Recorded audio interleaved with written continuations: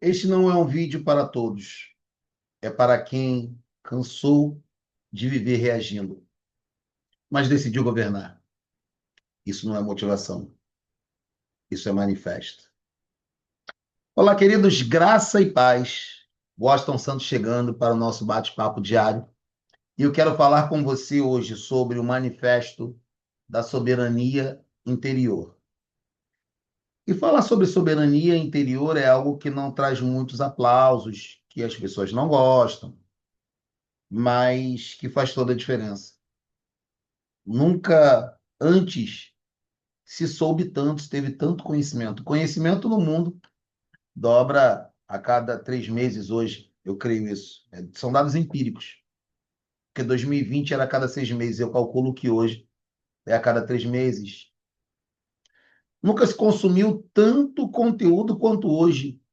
O YouTube está aí, as redes sociais estão aí, mas apesar de se saber tanto, de se consumir tanto conteúdo, nunca se viveu tão desgovernado. Informação não falta. O que falta para as pessoas é soberania interior. E talvez você não tenha ouvido tanto esse termo, mas ele traz uma ideia de autoliderança, de autocontrole, de dominar a si mesmo, de governar a si mesmo. Então, há pessoas que vivem sem soberania interior, sem autocontrole, sem autoliderança. E essas pessoas que vivem sem soberania, sem autocontrole e sem autoliderança, elas reagem antes de decidir. Elas tomam decisões de supetão. Elas mudam de posição para agradar pessoas, para evitar tensão. Elas confundem emoção com verdade. Elas negociam valores por aceitação, porque precisam fazer parte de algo e ser aceita por todos, serem aceitas por todos, melhor dizendo. Então, ser aceito por todos não vai fazer você ter autoliderança, soberania interior. Por quê? Porque ali você vai estar reagindo a um clamor da maioria. E entenda que quem não governa o interior vive sob ocupação externa. A pessoa não governa o seu interior, trabalha, tá, para viver, suprindo expectativas dos outros.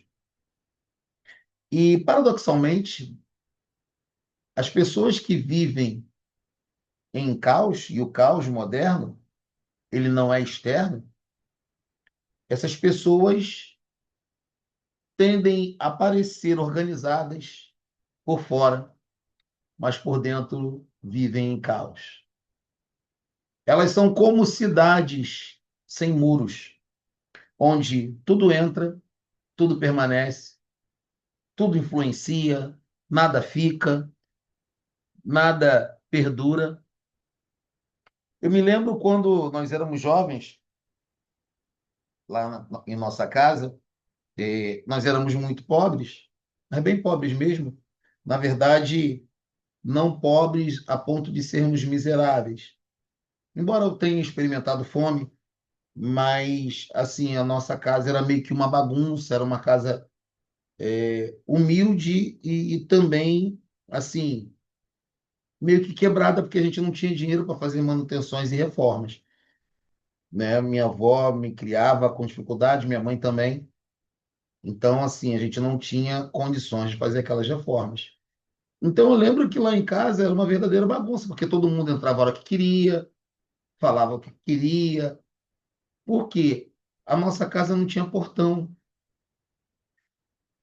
Não é que não tivesse portão, mas tinha um portão assim, meio que encostado, que qualquer um que tirasse do lugar entrava e tá tudo bem. Eu lembro como se fosse hoje. Quando a gente via, as pessoas estavam na nossa varanda lá. Não chamavam, não batiam palma, nada. Ia entrando e falando e fazendo o que queria. E eu aprendi que aquilo ali era o certo, era o comum, era o normal. Tem pessoas que são como esta casa, que não tem portões, não tem muros, todo mundo faz o que quer, todo mundo fala o que quer. Então, a Bíblia diz que o homem que não consegue dominar a si mesmo é como uma cidade sem muros, sabe? E tem muitas cidades sem muros aí, que por fora tem uma aparência muito bonita, ou os sepulcros caiados, né, dos tempos modernos, como disse Jesus, por fora são bonitas, mas por dentro vivem podridão, vivem perdidos, vivem em caos. A Bíblia nunca exaltou a força sem governo. A verdadeira força não está nos seus punhos, está no seu interior. A verdadeira força não está no gritar mais alto ou nas demonstrações de forças, embora em alguns momentos elas sejam importantes. A grande verdade é que a Bíblia ela não fala sobre a exaltação da força sem o governo. Ela fala da exaltação do governo para posteriormente, e se necessário, usar força, porque muitas vezes a força é uma das maneiras de você garantir a paz. Então, Sansão, por exemplo, ele tinha força, mas não tinha soberania interior. O que aconteceu? Caiu. Diferente de José, que ele tinha soberania sem palco, porque a estrutura, a soberania, vem antes do palco. Esse é o caminho. E aí é que tá, muita gente não consegue, começa um trabalho e ela não consegue ficar o tempo necessário sem palco. Ela não consegue ficar o tempo necessário sem aplauso. Ela não consegue ficar o tempo que for trabalhando na sua estrutura interior. Mas José não, José, ele tinha soberania sem palco. Embora, é engraçado, me ocorre uma coisa agora, que José, quando começa a sua vida, quando a gente tem o primeiro vislumbre da história de José, ali já moço, né? Ele está na mesa com os irmãos. Ele fala, ó, sonhei um sonho. E ele diz que sonha que os 11 irmãos se curvavam a ele, que o sol e a lua, os seus pais, né, também se curvavam a ele. Deus tinha um propósito ali. Ali não falava de humilhar a quem quer que seja. Havia um propósito. Deus já tinha uma unção de governo. E qualquer dia eu vou gravar um vídeo aqui sobre unção de governo.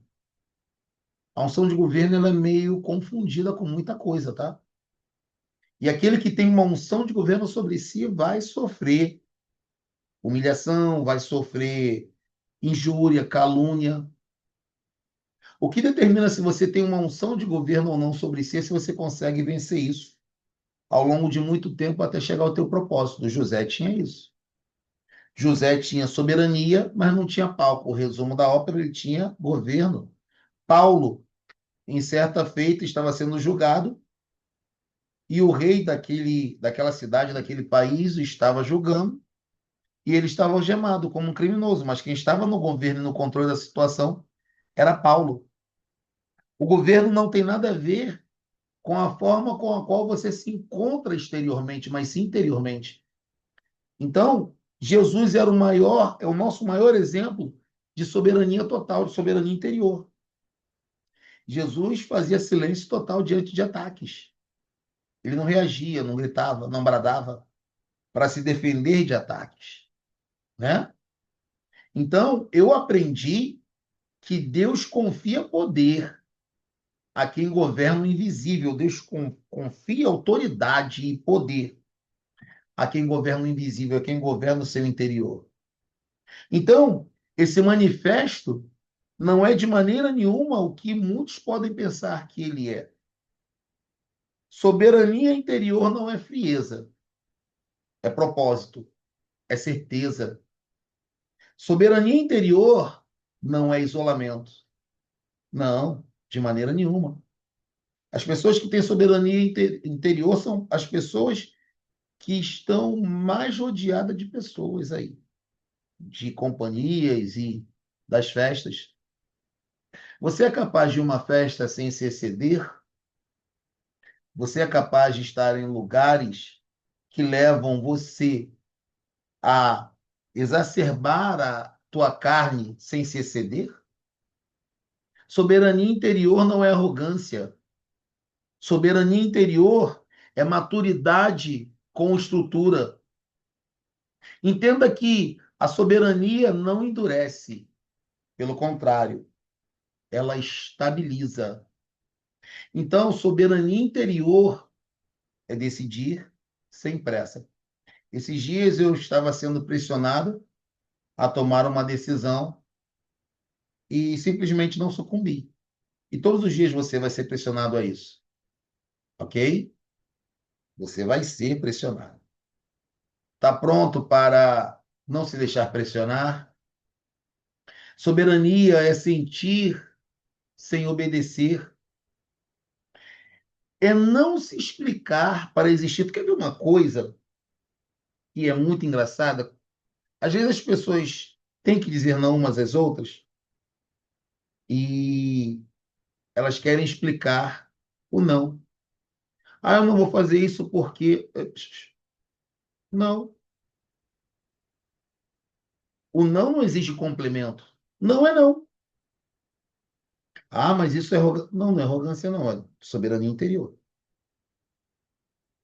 Ser interiormente soberano vai levar você a ser confundido com as pessoas e está tudo bem. Entenda que você não precisa se explicar para existir. Soberania é manter os seus valores mesmo sob pressão. Soberania é ser constante quando ninguém está te vendo.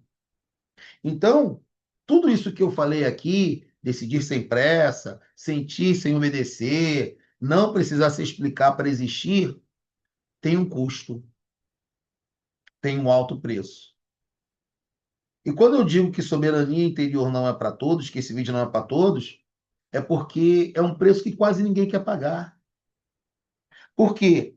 A soberania interior custa aquelas coisas que o mundo ama, que a maioria das pessoas querem. A maioria das pessoas querem essas coisas antes de se dominar. O que as pessoas querem? Aplauso imediato, pertencimento fácil, respostas rápidas, alívio emocional, ausência de pressão. Então entenda que quem quer soberania interior vai ter que amar o silêncio. E nem todo mundo está pronto para tentar esse caminho, para trilhar esse caminho. Porque soberania exige responsabilidade total. Quem é interiormente soberano, quem tem soberania interior, não se vitimiza. Não terceiriza a responsabilidade.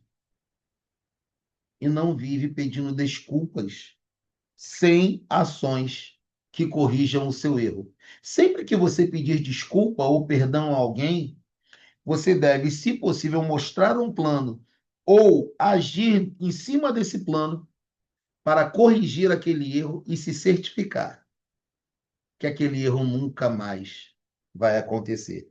Então, soberania interior começa quando a culpa termina. Vivemos uma geração extremamente culpada. Quando culpa não é tão importante quanto a responsabilidade. As pessoas confundem culpa com responsabilidade. Responsabilidade é maior do que a culpa. Porque aí você não vai se vitimizar, nem vai vitimizar ninguém, você não vai viver se desculpando sem um plano para corrigir o teu erro, você não vai terceirizar responsabilidade ou culpa. Não, olha só, a responsabilidade é minha. Eu sou responsável por resolver. Será que todo mundo quer viver uma vida como essa? Será que todo mundo quer fazer isso? Então, o chamado que eu tenho para você hoje não é um convite. É entender essa mensagem como um divisor de águas. Entenda, ou você governa, ou você será governado.